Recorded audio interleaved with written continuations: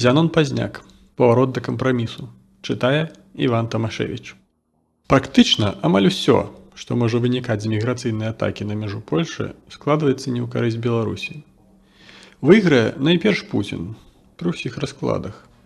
Развяз, здаецца, пачаў разумець небяспеку правакацыі і робіць крокі да перамоваў з агрэсарамі Пуцінам і Лукашэнкам.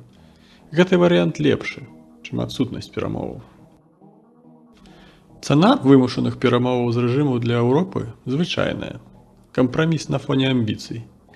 З'ява ў гэтай частцы свету прывычная.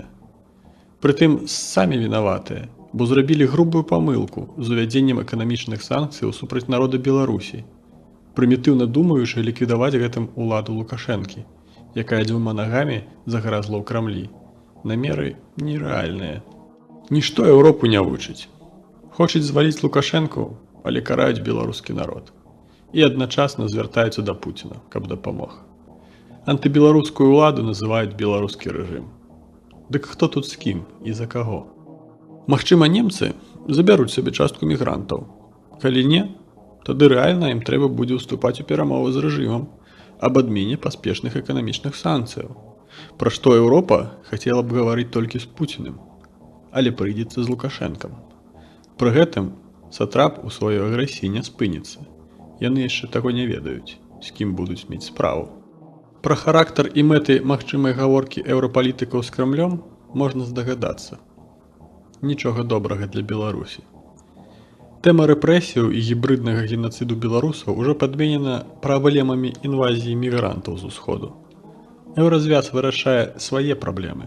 Горшы варыянт, калі да перамоваў з лукашысцкім рэжымам не дойдзе. Тады павялічыцца небяспека збройнай правакацыі на беларуска-польскай мяжы. Працягам канфлікту можа стаць уезд расійскіх войскаў у Беларусь альбо ўвядзенне ваеннага стану Лукашэнкам, як у 80-х гадах у Польшы.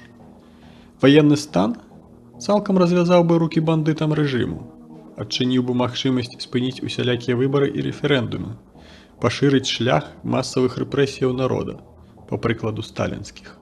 Мушу сказаць, што нікому на захадзе не будзе справы да масавага генацыду ў Беларусі, калі Расія у гэты час атакуе ўкраіну, што не выключна, зыходзячы з абставінаў. Тут меркаванне аб падзеях, якія могуць і не адбыцца.